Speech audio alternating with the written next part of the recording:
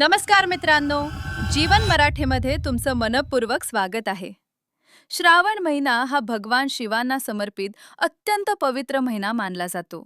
या महिन्यात लाखो भक्त उपवास करतात, मंदिरात जाऊन दर्शन घेतात आणि महादेवांची भक्तिभावाने पूजा करतात.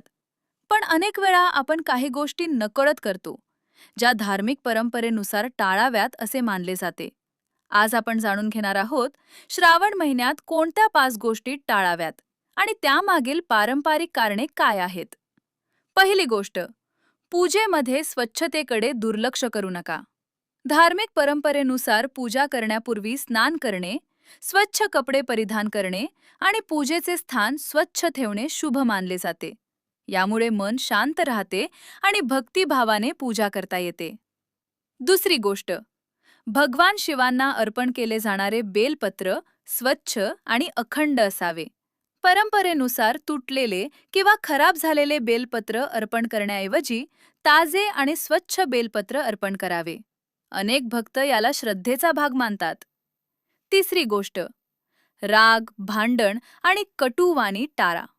श्रावण महिना हा संयम, शांतता आणि आत्मचिंतनाचा काळ मानला जातो. त्यामुळे शक्य तितके प्रेमाने बोलणे, इतरांचा आदर करणे आणि वाद टाळणे हे आध्यात्मिक दृष्टिकोनातून महत्त्वाचे मानले जाते. चौथी गोष्ट, मंदिरात दर्शनासाठी गेल्यावर घाई करू नका. अनेक जण दर्शन घेऊन लगेच बाहेर पडतात, पण शक्य असल्यास काही क्षण शांतपणे बसून प्रार्थना करा. यामुळे मन अधिक एकाग्र होते आणि पूजा अधिक अर्थपूर्ण वाटते. पाचवी आणि सर्वात महत्त्वाची गोष्ट, श्रद्धेपेक्षा दिखावा मोठा समजू नका. महागड्या वस्तू अर्पण केल्यानेच पूजा श्रेष्ठ होते असे धार्मिक परंपरा सांगत नाही. भगवान शिवांना सर्वात प्रिय मानली जाते ती मनापासून केलेली भक्ती, नम्रता आणि प्रामाणिक भावना. मित्रांनो, या गोष्टी धार्मिक परंपरा आणि श्रद्धांवर आधारित आहेत. प्रत्येक कुटुंबातील पद्धती वेगवेगळ्या असू शकतात. महत्त्वाचे म्हणजे श्रद्धा, सद्वर्तन आणि इतरांप्रती आदर.